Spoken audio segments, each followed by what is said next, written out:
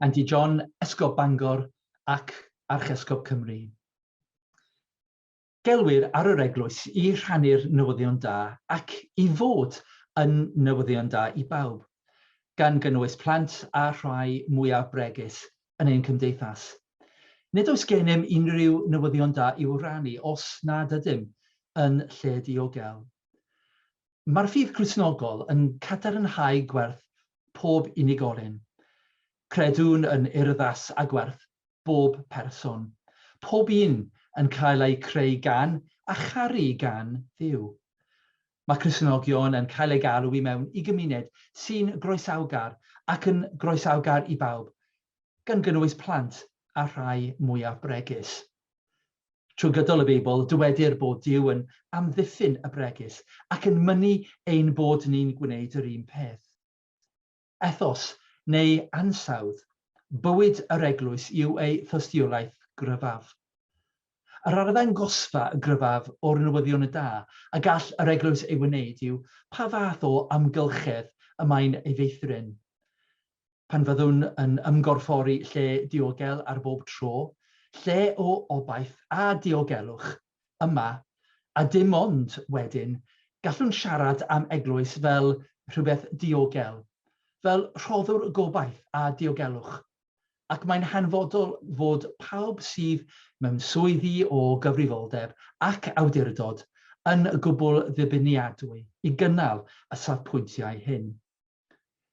Nod o'r eglwys yng Nghymru yw creu a chynnal y diwylliant sefydliadol sy'n adlewyrchu ei hymrwymiad I sicrhau'r safonau uchaf o ymddygiad yn ei gwaith gyda phobl bregus.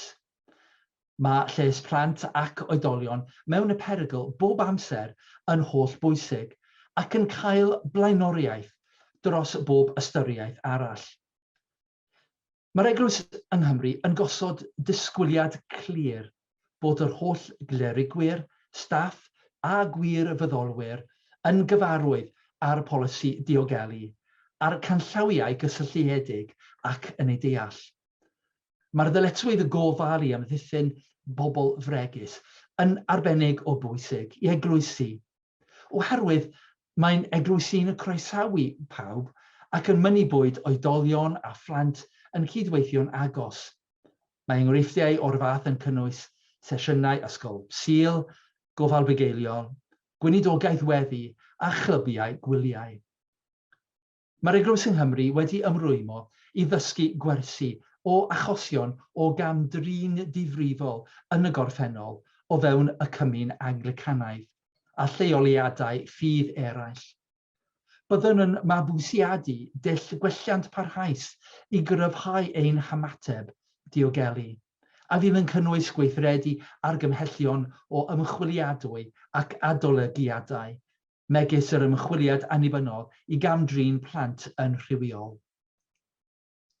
Bydd ein hymateb diogelu yn cael ei arwain gan yr egwyddorion a'r safonau a nodir yn ein polisi a'n canllawiau diogelu. Bydd y rhain yn cynnwys ymyriaeth gynnaru atal niwed a chamdriniaeth, gwrando ar leisiau plant ac oedolion sydd mewn perygl, a rhannu gwybodaeth yn briodol o fewn yr eglwys yng Nghymru ac yn allanol ag asiantaethau statudol a gwirfoddol. Byddwn nhw'n sicrhau bod ein clerigwyr a gweithwyr cyflogedig a gwirfoddol eraill yn cael eu recrwtio'n ddiogel, eu bod yn cael hyfforddiant diogelu effeithiol, eu bod yn cael eu cefnogi yn eu hymateb I ddiogelu yn unol ag arfer gorau.